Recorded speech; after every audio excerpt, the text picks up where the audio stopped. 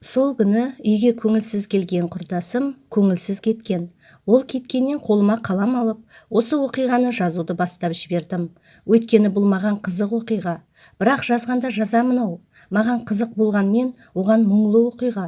Сол үшін кеште болса, өзіне бір ауыз айтуды мақұл көріп, қоңырау соқтым. Қой болды, енді жазба дейді. Бастап қойғанмын, жазбасам болмайды дедім. Онда WhatsApp-ыма скриншот жіберші деді. Айтқандай қып скриндеп жібердім. Сенің тап осы жазғаныңда емес қой енді дейді. Қысқасы өзі келіп, өз аузымен айтып беремін деп келісті. Оны қарайып күтіп апта жүрдім. Сол досым міне бүгін келді. Келгенде де құр келмепті. Бір шөлмекті қолтығына қыса келіпті. Сусындатып отырып әңгімесін бастады.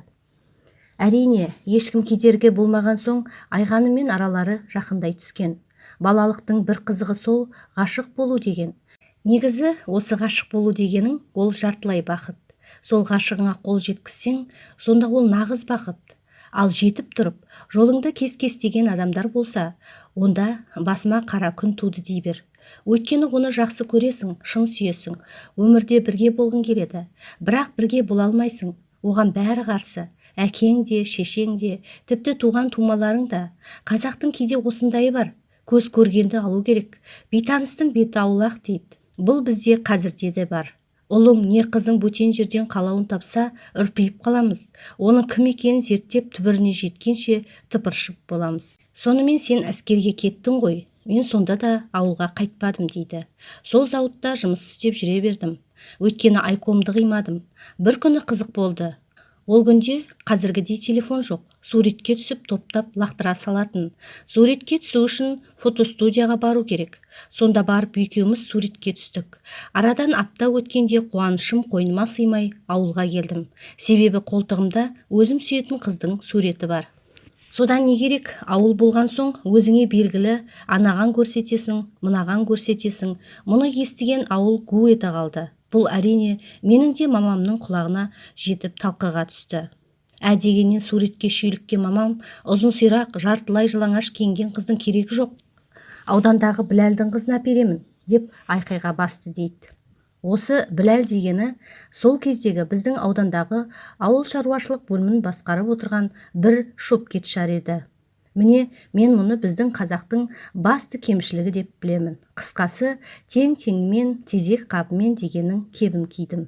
Ал қалалық келте көйлек киген қыз көздеріне құбыжықтай көрінді. О баста Есенгүл қарсы бола қоймаған. Өзінен 3 жас үлкен туған әпкесі. Ойладым, сол арқылы мамамды көндіремін деп. Алайда мамамның айтқаны талқыға түспейтін біздің үйде оның да сөзі аяқсыз қалды. Ал әкемді өзің білесің ғой. Партияда болса да қой аузынан шөп алмайтын момын адам. Одан да қайран жоқ боп шарасыз күйде қалдым.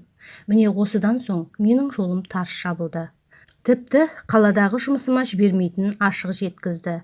Енді қайттым. Ал маған осы қызсыз өмір жоқтай көрінді. Қанша айтып түсіндірсем де, мамам дегенінен қайтпады. Ол аздай 2-3 күнге ауданға ала кетті. Сондағы құрбым, әрі ескіден таныс сіңілім дейтін бір әйелдің үйіне апарды. Бұл кісі сол Біләлдің немере қарындасы екен. Қысқасы сонда мені өзіммен қатар Камила деген қызбен таныстырды. Алматыда оқитын студент екен. Елден ерекшелігі жоқ, әйтеуір мұрнын шүйірген бір қыз. Бірақ сөйлесе келе бұл да маған кенедей жабысып алды. Осылайша мен от пен судың арасында қалдым.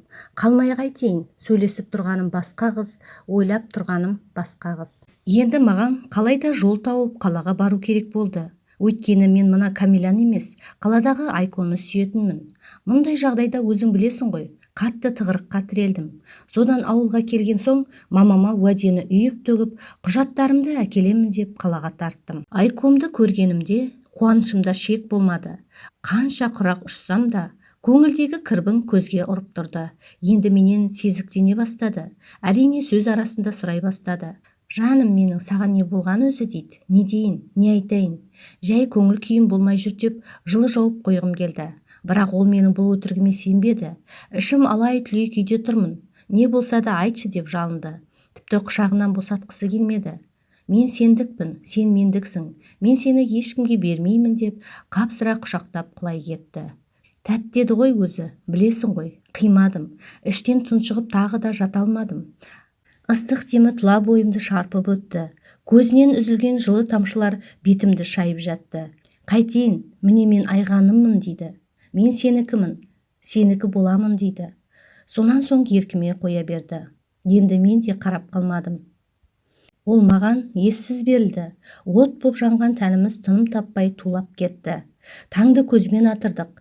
Енді шегінерге жол жоқ саған дейді. Сен менің жанымсың дейді. Жүрегімнің жартысы сенімен ғана тыныс аламын дейді. Сенімен бірге болсам болды, арманыма жеткенім сол дейді. Міне осы біздің алғашқы да, соңғы да төсектес болған күніміз болды. Алайда біздің қуанышымыз көпке жетпеді. Өйткені ертесіне-ақ совхоз директорының жүргізушісі Мұқаң төбе көрсетті. Танисың ғой Мұқаңды, келді де әй шайға қараған жоқ. Мамаң тапсырды деп жүгімді салып алды да кетті. Тіпті сіздер жігіт болдыңыз ғой, түсініңізші, бір қыз бар соның жұмысына соғып қош бол деп бір ауыз айтайыншы деп жалындым. Бәрібір айтқанымды қылмады. Туған нағашым емес пе, керісінше жұдырығын ала жүгірді. Сөзім таусылып салдырлаған уазикке отырғаннан басқа амалым қалмады. Осылайша бақытым басымнан бұлбұл ұшты. Ауылға жеткенше өксігімді баса алмай қиналдым. Мұнымды көргенде түсінеме деген нағашым күлкіге қарқ боп келеке етті.